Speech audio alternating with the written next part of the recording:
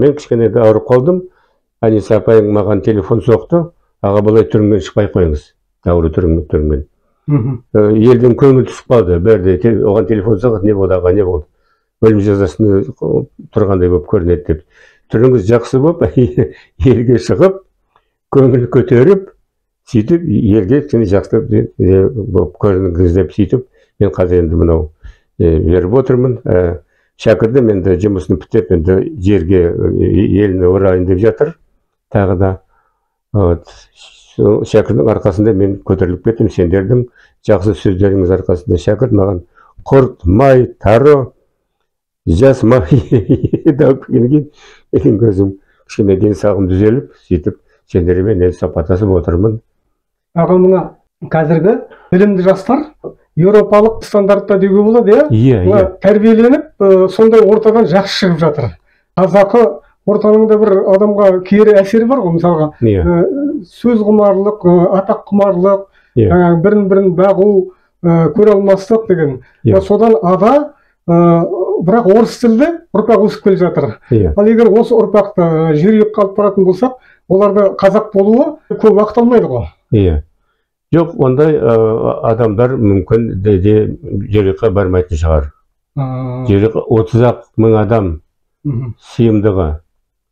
Одан артық ешкімді ала алмайды. Оның ішінде қазір анау молда айтты, сендер неге бір солтүстік түріктерді алып бара жатырсыңдар, сендер неге сондай шовинистіңдер деп. Бізге алғанда Жапонның елі 1,5-2 мың бала кетеді бізден. Австралияның, Американың, Наваха деген сондай тайпа бар, Наваха. Ол мал өсіреді, жылқы несімен өмір сүреді. Ал солтүстік кешуі индуларын, ламаларымен алып кетеміз. Содан адамзаттың нағыз таңбалы, белгілі, ішінде бәр елден белгілі таңбалы адамдар болады. 7-6 сатының деңгейінде. Ол есіне қарамайды оның қандай қара нәсіл, ақ нәсіл, сары нәсіл дегенді. Оны комиссия шешеді. А комиссияның бәрі қорытындыны қоятын. Ол сандуғаш. Ол оның бәрі де, оның несі дүниелері, осы біздің бәрі адамзат. Ол сөйген өзі береді. Кімді таңдағанын жергілікті.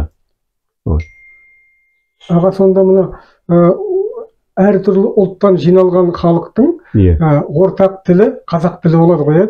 Қазақ тілінен басқа тіл болмайды. Пайдаланатын. Бәрі де қазақ болып өседі, қазақша сөйлейді. Қазақтың тілі ол енді 6 сатының жаңа цивилизацияның тілі.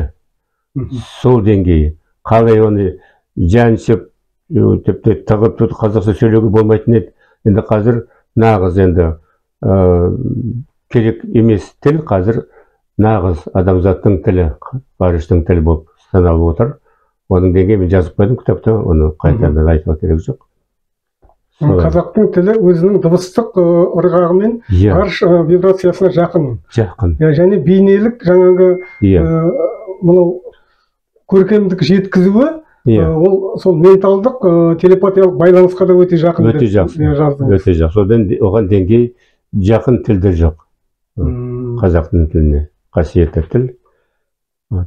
Сонда сіздің мақсатыңыз 90-шы жылдардан бастап мына қазақтың музыкасы әлемге таныла бастады ғой? Содан кейін сол музыкасы арқылы, яғни музыкада не жоқ, шекара жоқ, сол арқылы әлемді жаулап, одан кейін ең соңында қазақтың тілін әлемге мойындату ғой? Мойындату. Қазір әр қалада қазақ тілін оқитын нелері бар, орталықтар бар. Сонда қазақтар отырып, шетелдің азаматтарын қазақ тіліне үйретеді. Сүйсініп үйренеді олар. Біз өзіміздің қолымдағы алтынымызды бағасын білмейміз. Шетелдің азаматтар бұл музыкальный тіл дейді, музыкальный тіл.